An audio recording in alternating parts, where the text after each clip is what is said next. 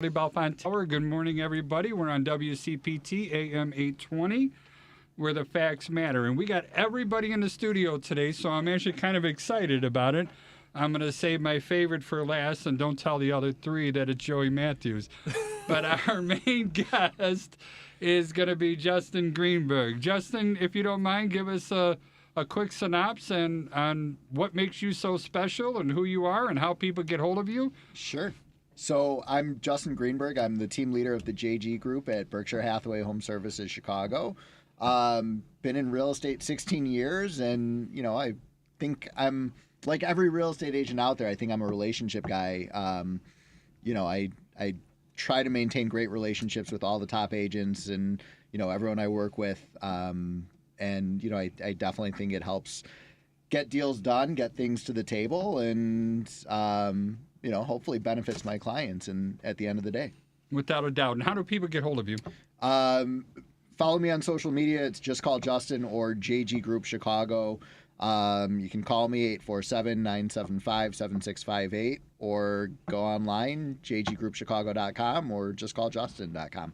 And I do want to talk about this in a little bit. I'm going to argue a little bit where you said that just like every other real estate agent, we're into building relationships. And there's too many people in the real estate business that feel that they sell houses, and they don't. They sell themselves, and they sell building those relationships. And that's where you find the successful ones. Patrick, please, same thing. Well, I have a surprise for you. Uh-oh. And you. So, I am Patrick Loftus. I'm building suspense. You got it. I'm suspended. I am Patrick Loftus. I am a real estate lawyer. It's important that you understand I'm a real estate lawyer because when you dabble in too many different things, well, you're kind of not the real estate expert. I don't dabble. Now, here's where it gets fun. I have a different way to communicate with me, and as a matter of fact, to communicate with the show. Email show@thehomebuyershour.com. Uh-oh. I didn't even know we had that website. We didn't until Saturday. Nice. Well, good job. That's awesome. So I guess we're building a new website, I which need to is be cool. on that distro list. we will be building a new website. Stay tuned. But right now, it redirects to our Facebook page. Outstanding. But we do have show@thehomebuyershour.com. So if you have questions, don't email Charlie. Don't email Joey. You can email Justin. Don't email me. Email show@thehomebuyershour.com. I love it. Thank you so much. And Joey, give us your contact. Oh, wait a minute, Patrick. How do people get hold of you other than that email? What phone number can they call? Oh, don't do that? No, just All right. We pooped on the email now. Every single time I get a phone call from a number that I don't recognize, it's either Walgreens telling me that my prescription is ready. For Nia T-Cat. Yeah, fair point. You know Yeah. what? I didn't say hi to my beautiful wife, Anna, and I didn't say hi to our kitty cat, little miss, baby girl, Nia T-Cat. Follow her on Instagram, nia.t.cat. I love it. And Joey's in the studio today, so I'm really happy about that. Joey, how do people get hold of you? Well, hi, Joey Matthews, NMLS 1330694. You can find me at thevaloannerd.com. You can find me on social media as @thevaloannerd, or you can call or text me at 630-235-2405. You get the eyes this time with the voice. Nice. And I think we did. We did put up that website up on the Facebook page as well, so we're going to keep that going. But I know we haven't talked about finances in a while, and I know you're telling me that it's boring and stuff, but everything that I'm seeing is they didn't raise the interest rates, so that means that I'm assuming, correct me if I'm wrong. They did not for June, but they did say that they plan to raise a couple more times. It's not a unanimous decision with the Fed, but they did say they plan to raise a couple more times before the end of the year. Is that soft landing you were talking about before? No. Yeah, that's. I'm not talking about that. They're talking about that. They think they're talking about.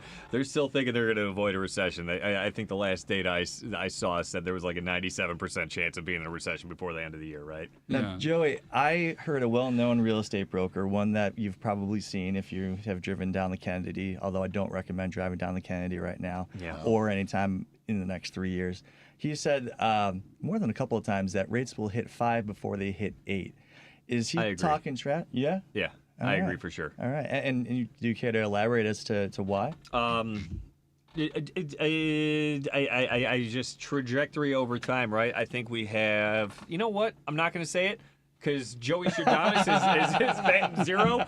So no, he is absolutely wrong. We are going to hit 8 before we hit 5. All right. No, but it's kind of like steering a boat, isn't it? You have to overcorrect it, and then you have to come back a little bit. Yeah, when we deal with they're that oversteering the Titanic. So Titanic. Yeah. Really? Oh, and now we can get into that submersible. So watch the financial news now because you're looking at the submersible while they're doing this over here. Oh, no. Yeah.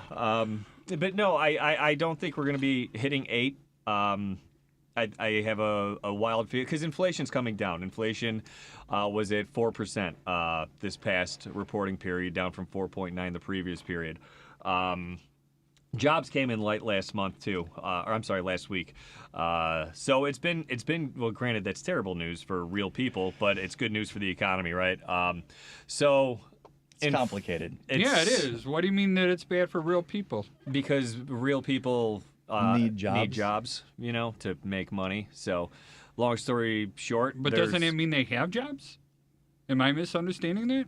So we want more people on unemployment for a good market, right? We want a well-balanced market, and that's what that is coming into. It is saying that there are too many jobs in the market, which leads to more spending, which leads to inflation. So the less jobs available, or the more people on unemployment, the less people spending. That's what they're trying to do. They're trying to create I guess they're trying to loosen the job market because it's so tight right now.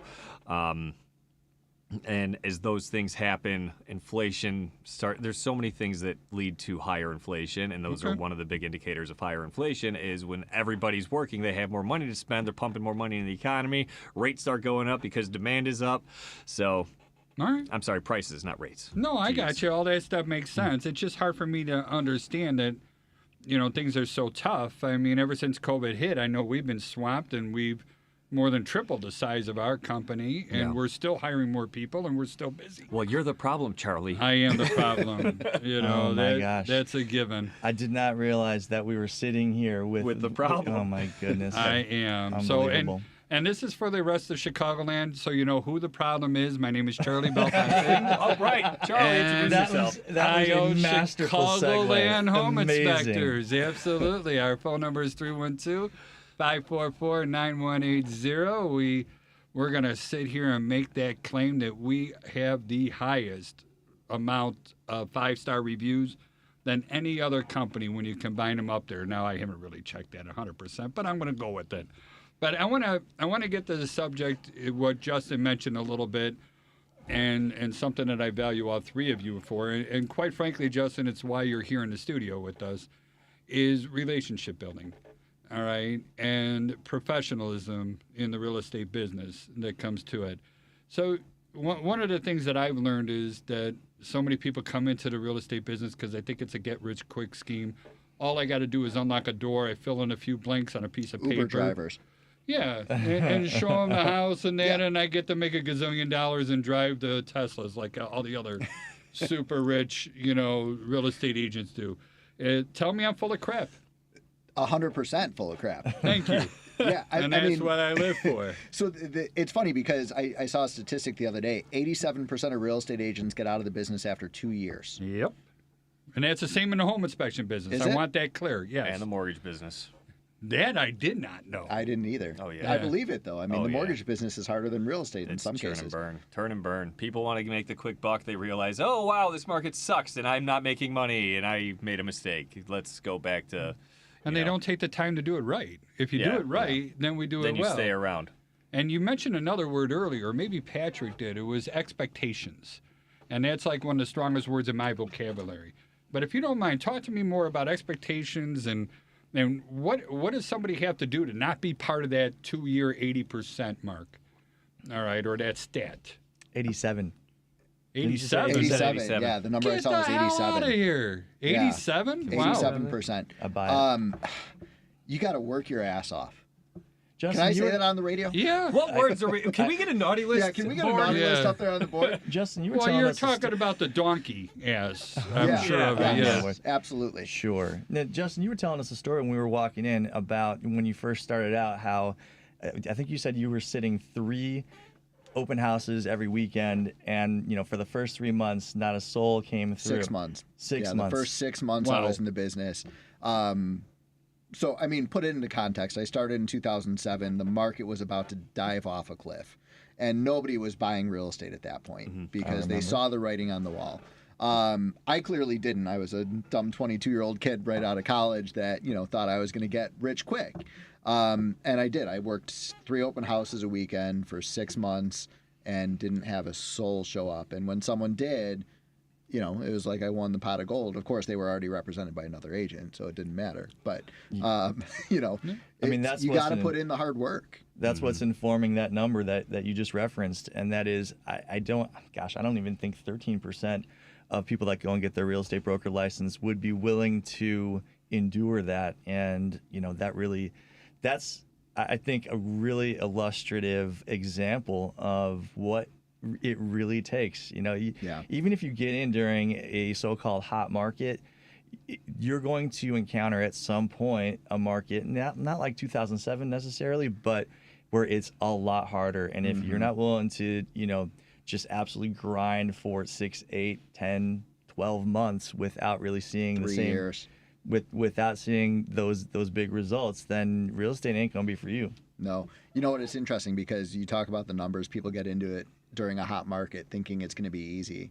And I think I was one of those people, when I got out of college and I started at 22 years old, I thought it was going to be easy. I thought it was a get rich quick scheme. But And didn't you get in at an 07, 08? I started in May of 07. And the market was still cranking at that point. I Okay. remember Yeah. coming into the office and But it was a people light would switch sit. right around then. It was a light switch that hit the end of that summer. And I think I mentioned this when I walked in as well. My first year, there were 82 agents in my office. By the end of my second year, there were 28. Isn't that amazing? And I get it. The real estate Yeah. market shut down. And I got to tell you, I think it's going to happen again. So we're That seeing bad? it right now. We're seeing a lot of agents that got into the business. We're at, I think, 42,000 real estate agents in the Chicagoland area alone right now. That's CARS membership, the Chicago Association of Realtors. That's There's CARS 80 membership? Yeah. There's Wow, 80,000 licensed brokers in the state of Illinois. 80% of them are in the Chicagoland market. Yeah. So we're more towards So it's probably 60,000. 60,000. I didn't Yeah. even realize that. I wouldn't be surprised if that number's down to 30 by the end of next year. And Charlie, what you guys, the home inspectors renewed November last year, right? November 30th of 2022, yes. So what was the attrition rate for y'all? Because I mean that sort of coincides with things getting cool. Yeah, I think we went from 1,800 licensees down to 1,100. So we lost a third of the people did not renew. I think Yeah. that's a fairly solid indication of where things would be headed with the other ancillary professions surrounding real estate. Yeah, I agree and a little bit disagree. I mean, I found that the top 10% of the people are going to do 90% of the work. All right. And then the other 90% are going to be going for what's left of the 10%. A lot of people think that this is a hang a shingle business, and same thing in the real estate business. You can't just throw a website up there or get your Zillow account and then all of a sudden expect the phone to ring and you're going to be a multimillionaire. You got to actually market and advertise it's a legitimate business. Right. And you have to build your reputation. All right. And I'm going to say that over and over and over again. We are in the reputation business. Those are the 3 most important words in real estate is your reputation, your reputation, and your reputation. Yeah, if you think Well, you're going to hang your shingle out and the big swingers are just going to let you have even a single one of their clients, They're I not got even gonna- bad news Yeah, for you. I don't even look at anybody else. And it's not me trying to be cocky and arrogant. It's just that I'm going to focus on my business and the 14 inspectors that we have to keep working. That's the important thing in my life. And I'm going to keep doing the best job we can for our clients because that's working. All right. That keeps building more people, hiring us, and keeps us busy. I think Well- that's the key right there, Charlie, is it's the service that you provide to your clients. You look at the numbers, throw out another number. only 16% of people, when they go to buy their next home, use the same real estate agent that they used the first time. No way. I see that a lot. Now that says something right there, because again, the best real estate agents I ever heard of, they realize that they're in the relationship building business. All right. But if you're telling me that they don't maintain that relationship, that's a big problem. It's a big problem because you look at the satisfaction rating after the transaction, and the average in the industry is pretty sad. It's about 88% satisfaction rating. But only 16% of those clients would use the same or end up using the same real estate agent afterwards. So, it's absolutely a relationship business, but it's not just the relationships with your clients that matter.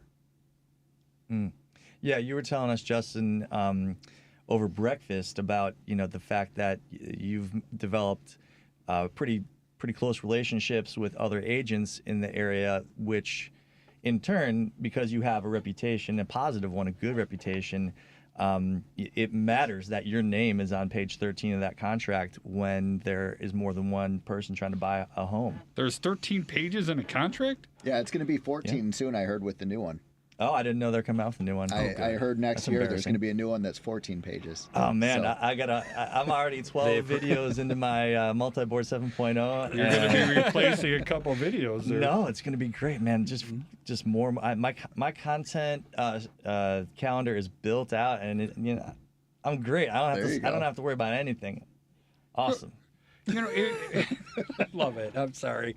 I'm going to keep giggling on these things a little bit. So, going back to the reputation stuff and relationship building, you have to start building relationships with other people, other vendors, other service providers in here. And if you don't mind, I'd love to get a little bit of conversation between you and Joey here. What do you look for in a loan officer or a mortgage broker? You're right next to each great other. T-shirt. Yeah, right. That is says, an awesome T-shirt. I don't know if you can see it, but Tall blue eyes, nice smile. Exactly. I think it's communication. It's like anything else. It's you want someone who's going to communicate what's going on. You want someone that is available for your clients. I know some loan officers that are on the phone with clients at 9 o'clock at night because that's when the client's available and they have questions. So it's availability and communication, and I think that's the most important thing. If I'm the listing agent and I get a contract from someone and I call that loan officer to ask about the qualification of the buyer and they don't call me back or they don't answer their phone or I don't hear from them by the end of the day, that buyer's probably not getting the contract today. I agree. I mean, it speaks volumes of. Joey with the enlightenment there. So I agree. I agree, but here I'll take it a step further. Is I make sure that my buying agent and my client knows when you're putting in an offer. Let me know, and let me know the address. Because one, I'm going to update the pre-approval for the address. Two, I'm also going to find out who the listing agent is. Then I'm going to go really weird, go on social media and see who I have in connection with this guy, this agent, if I don't already have a connection. Right.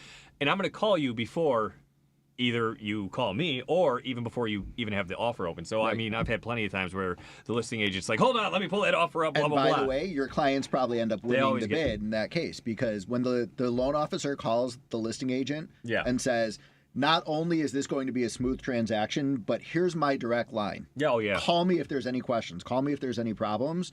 You are winning that deal.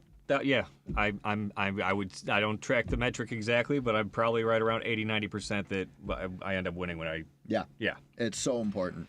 And these Well, margins doesn't are everybody- so thin. I'm sorry. These margins are so thin. When you have multiple offers, I don't want to, exaggerate, but let's say you have 10 offers on an attractive property.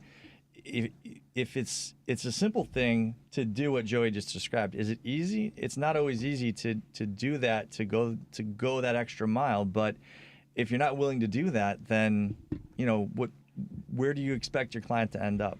That's a good point. It's somebody else will. That if we don't take care of our clients, I know someone else will. All right. But Joey, doesn't everybody do that? Don't all No. mortgage For a lot of brokers? people, this thing looks like an anvil. This thing is your cell phone you're holding up. Yeah. A lot of real estate agents too, by the way. Oh yeah, I love the full voicemail. I love the full voicemail, and then I try to text, then it's I don't even know if it goes through, and I'm just Right. like, come on, man. Or you get the text back, this is a landline. This is a landline, yeah. Yeah, that's the best. That's my Yeah. favorite one. How does somebody know though? I mean, let's say I'm a home buyer and I need to start building. I need to hire people. I need to hire a mortgage broker and loan officer, attorney, home inspector, all that stuff.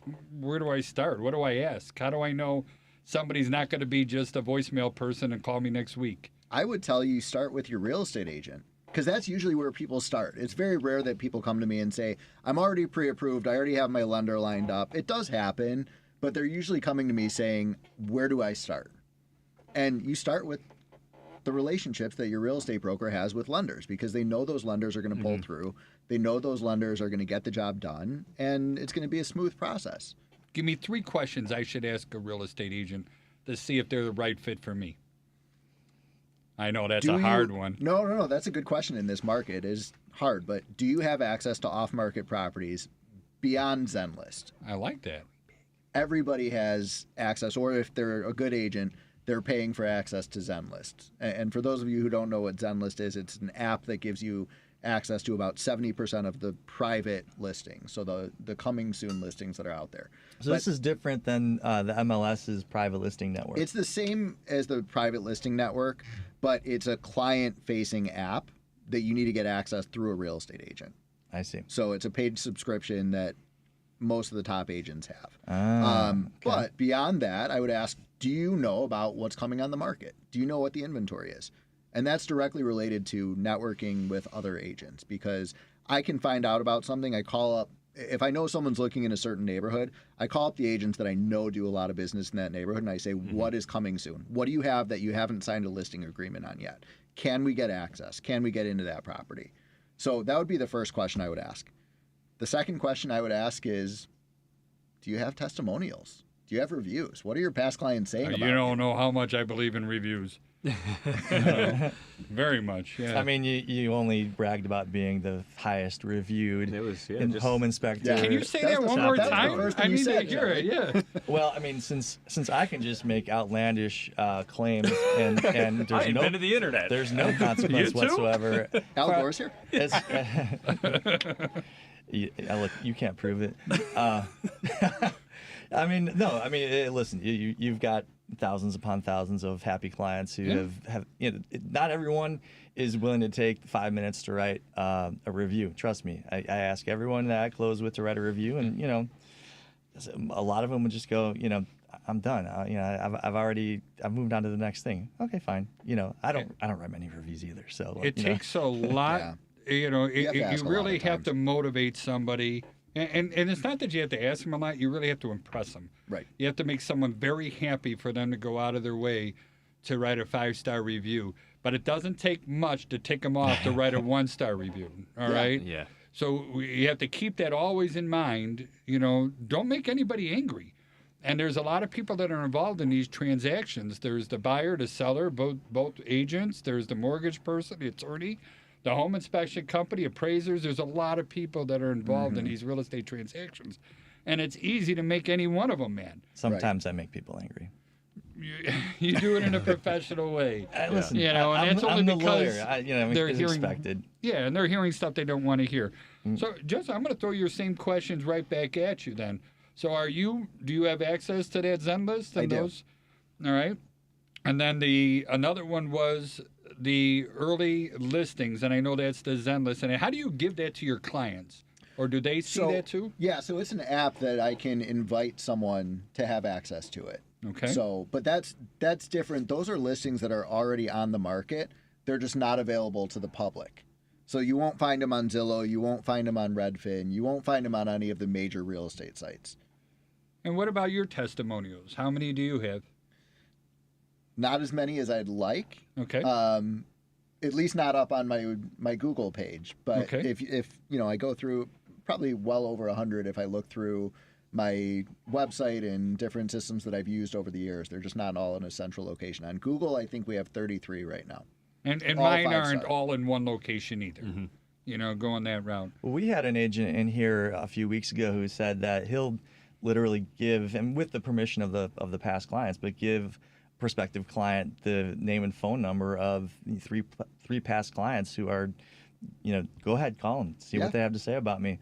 I mean, that takes guts, but it also it's the confidence of knowing that client and we had a good experience, made a good connection, and they will do right by me. And you don't always know. No one's required to say nice things about you, but I think that takes a lot of guts to say, these are people I worked with and they were happy, and if you want to ask them about it, by all means. Yeah.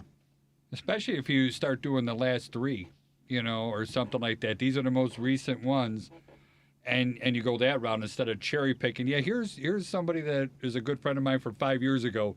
They'll go ahead and call them. Right. Well, that's not what I want. I want to hear somebody that you don't know. I want to hear generic, and let me see if you made them happy.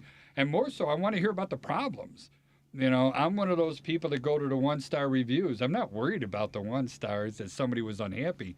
How did you respond? Right. That's what's important to me. Did you respond professionally or not? And even though, Patrick, you make people upset when you give them bad news, you're very professional. And I will argue that to the thing. And so, Justin, I'm going now. I want you to attack Patrick over here. What do you look for with an attorney? What does somebody have to be? Get them. Yeah, who's confrontational here? Yeah. Exactly. I'm going to do a Conrad Dobler here or whatever. I agray with you, but that's not what he said, So see if I can start a fight between the two of you. Yeah, we're not going to fight over this one, but I think with attorneys, the key thing, and Patrick and I were talking about this as we were walking into the studio, is what else do you do? Is real estate your primary practice? That's a good question to ask. Can I tell you, I've got one right now where I was telling you guys about this deal earlier, but to add into all of the other complications with this transaction, the seller's lawyer, it's not one lawyer, it's 2 lawyers, and it's the lawyers representing husband and wife in the divorce. Well, that's fun. And I looked them both up. They're both primarily divorce lawyers, and so now I've got not 1 but 2 divorce lawyers on the other side of this transaction. I can't wait. You're just trying to trigger me now. Oh my God. That's what he's trying to do. It's funny because if you talk to attorneys and you ask them, do you do real estate? They'll all say yes. Of course I do. Real estate is the easiest transaction that you could do. There's nothing But to it's it. not. There's so much to it, and that's why if someone comes to me and says, I have an attorney, the first question I ask is, are they a full-time real estate attorney? Yeah. If they're not, I guarantee you something is going to happen that's going to throw a loop into the deal. Yeah, one of 2 things is going to happen. They're either not. They're gonna think what you just said, which is that real estate transactions are easy, and they are just gonna. It's going to be autopilot. And they're going to miss something big, which is going to reflect on everyone in the transaction, even though it wasn't. You didn't bring that lawyer into the deal. So that's one. And quite frankly, if I'm on the other side of that transaction, I'm cool. That just means that lawyer is just. It's going to be easy sailing for my client because I'm not going to let anything slip. But if they let stuff slip, it's not my responsibility. I'm not the lawyer for both sides. Now that's the less common situation. The more common situation is that like you'll get a litigator on the other side who thinks that everything is a battle that has to be won or lost, and compromise isn't necessary because we've got a judge who's going to sort it out. I can just be as obstinate as I want.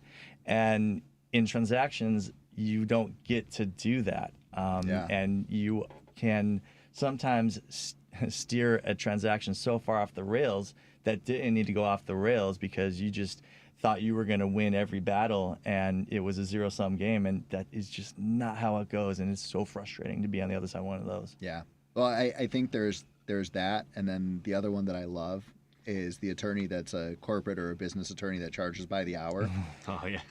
I had a deal recently where it literally, the attorney review process went on for 3.5 weeks just because the attorney kept adding things in that we had already resolved. Bro. Now you're trying to trigger me. That's like my biggest I'm thing good at that is today, Charlie. That's like my biggest thing is why no, God, I'm so prejudiced against attorneys still, and I can't get over it. I'm sorry. But it's like, why is it that some attorneys, I'm not going to say all, Patrick, but some attorneys, they're going to, and it's like they don't want to solve the problem. All they want to do is extend the problem and create more discussion and more things like that. And now you're telling me about the hourly wage stuff that I'm sorry, it doesn't seem too ethical. Well, All right, okay. I did it. I did it. I said it. All right. It is ethical, charging by the hour. I don't charge by the hour. From my own set of values, I don't really want to stick any kind of possible wedge between my client and me. Okay. Because all of a sudden now we're at odds, and I'm meant to be working for them. Now, there are situations where some kind of dispute can arise where maybe it's not. Maybe we shouldn't be working together. And if that happens, I will say to the client, I'll say, look, this isn't a good fit, and let's just shake hands. And it doesn't happen very often, but it certainly can.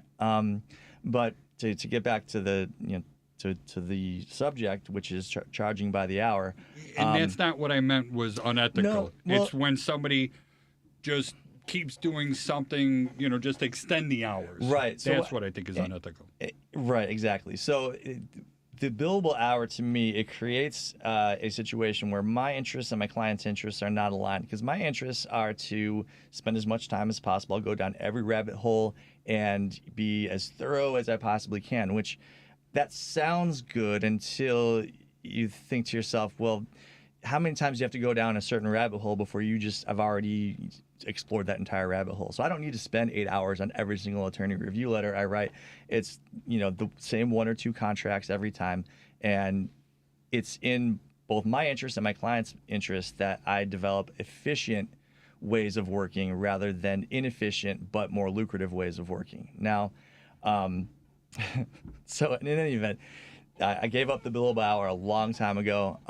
And, to me, it just, now my client and I are aligned. And if I ever feel like we are getting to a place of non-alignment, now a conversation can be had, and we're not going to be fighting over money, because the money thing was decided when we first, when the engagement was first made. If that falls out of alignment, then the conversation, and if we can get back aligned, great. If not, okay, fine. Let's agree to separate. And anyways, I'm starting to ramble on, so You're doing just fine. I'm gonna take the exit ramp off of Rambletown. Well, let me put you right back on it. I was about to do it. Yeah. How do people, if they have questions about this or anything else real estate related, Patrick, how do they get hold of you again? Wouldn't it be nice if one of you was the very first person to email me at show@thehomebuyer'shour.com? That inbox is, it is like just waiting to be filled up with all of our fans. All right. Even if you don't have a question. I'll if you even have- throw it right on there. And the first person who sends an email to show@thehomeinspectors.com It's not will get a black. thehomeinspectors.com. Oh, wow. I'm sorry. At thehomebuyers.com. I'm so sorry. I think I just plugged my own business there for real Shameless quick. plug. Yeah. Why did it bounce back? You I gotta don't bounce know. back. You listen to Charlie there. There it is. But if you send Patrick an email, I'll send you a free black light. All right? I don't even. And this way you can find all the organic Show materials in the carpeting. thehomebuyer'shour.com. He's an attorney that has handwriting like a doctor. I love it. Where the hell are you getting a black light from? All right, anyways. You got a bunch of them. Yeah. And Joey, how do they get hold of you? Well, you can call or text me at 630-235-2405. You can find me at thevalonenerd.com or on social media as @thevalonenerd. And I think we're going to go ahead and set up a VA loan nerd at thehomebuyer'shour.com. I can definitely do that. I think we're going to I'll get take it. that one going. Darn right. And Can't my wait. name is Charlie Belfontaine. I own Chicagoland Home Inspectors. We also own Home Inspection University of Illinois.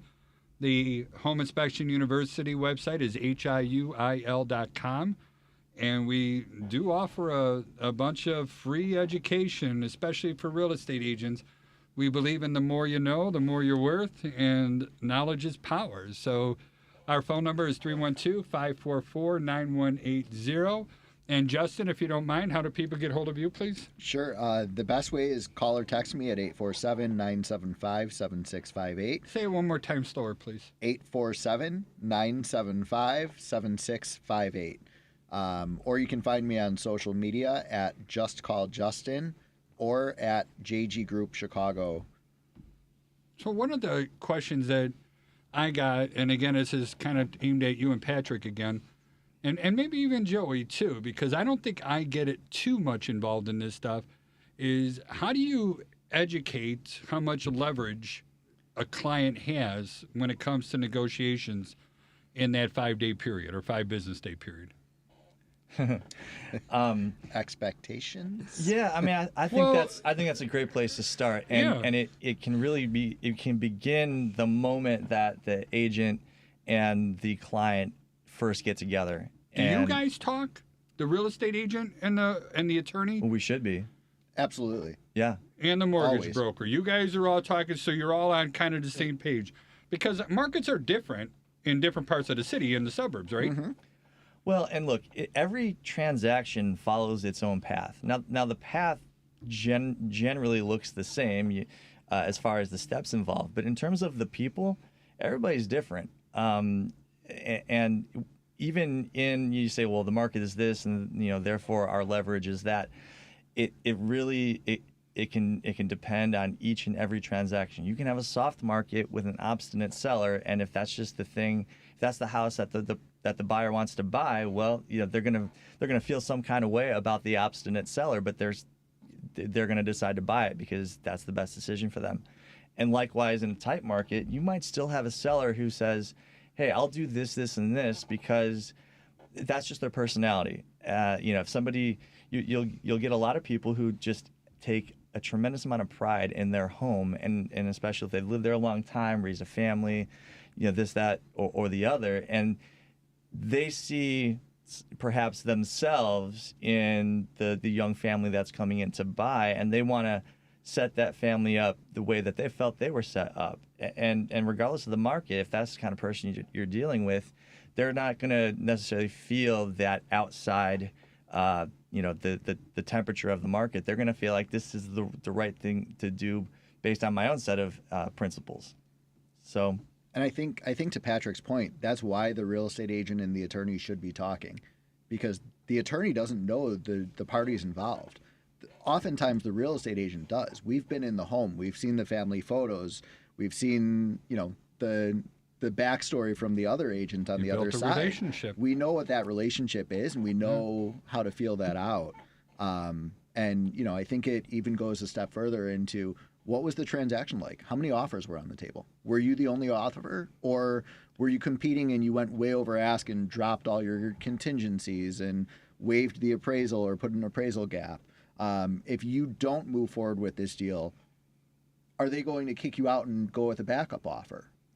The more I know about the surrounding circumstances of the transaction, the better targeted my letter can be, and the softer it's going to land on the other side. Because let's face it, lawyers have only blunt instruments to work with. So if I have just a hammer in my tool belt and I'm using that hammer, even if I'm very gentle with my hammer, it's still a hammer. Still a hammer. And real estate brokers typically have a whole toolbox full. They got a feather, and they've got a screwdriver, and they've got, I don't know, some silly putty, whatever. If you want to take that metaphor any farther, go for it. But I'm going to steer myself away.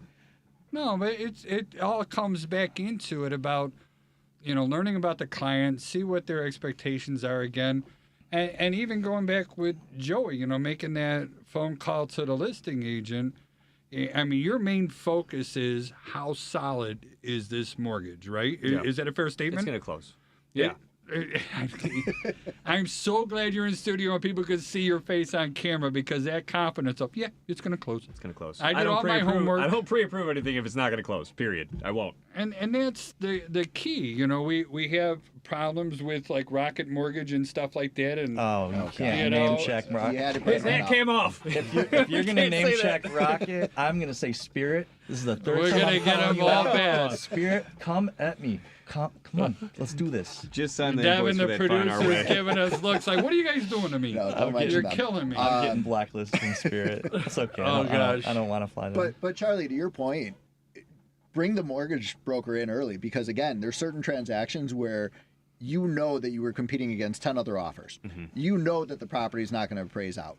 Depending on what the buyer's circumstances are, if they're putting down 3% or 5%, they may not have the money to be able to make up that appraisal gap But there's other ways that you can do it that the lender can help with. You can play with the PMI numbers. You can, work through different metrics to make it work out for that client because this is their dream home that they don't want to lose.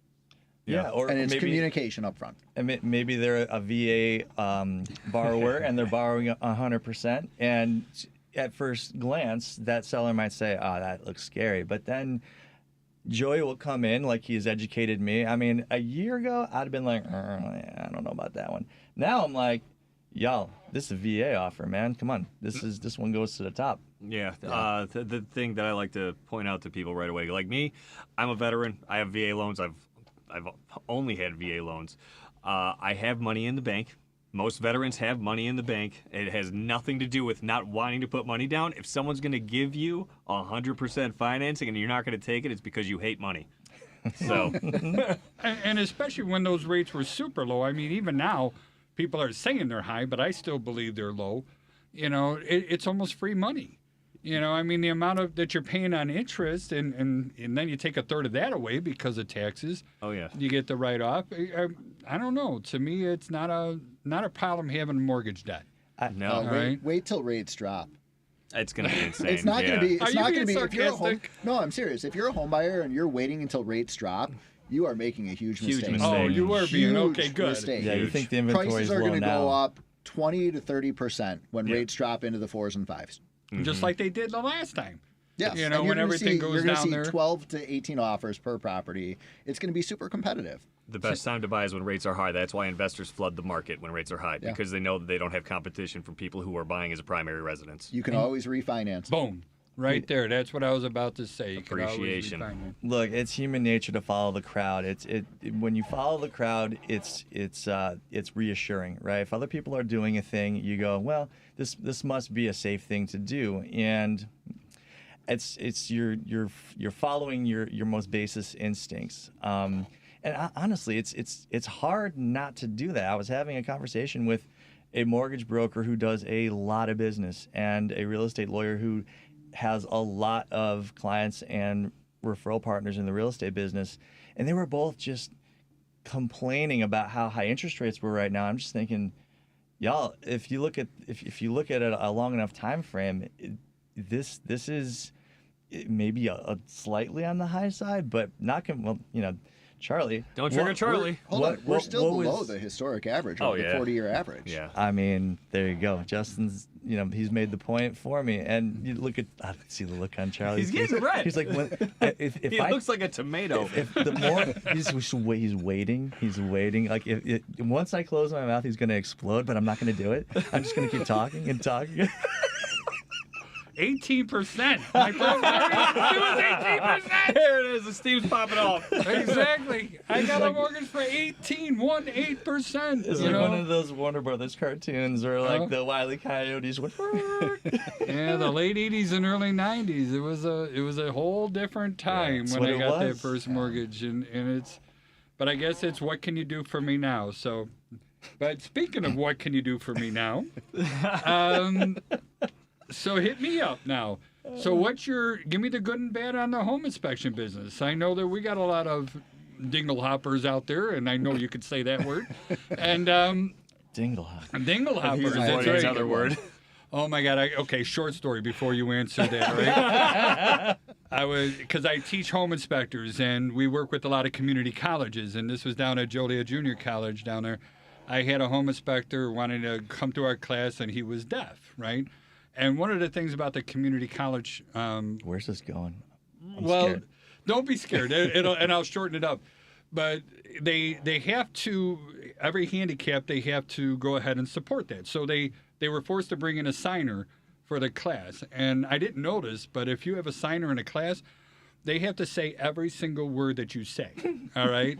So I go with dingle hopper or something like that, and there's no sign for a dingle hopper. The next thing I see is her fingers are moving so fast trying to Signing spell the it. letters. Oh, So my what God. does a Amazing. jerk like me do?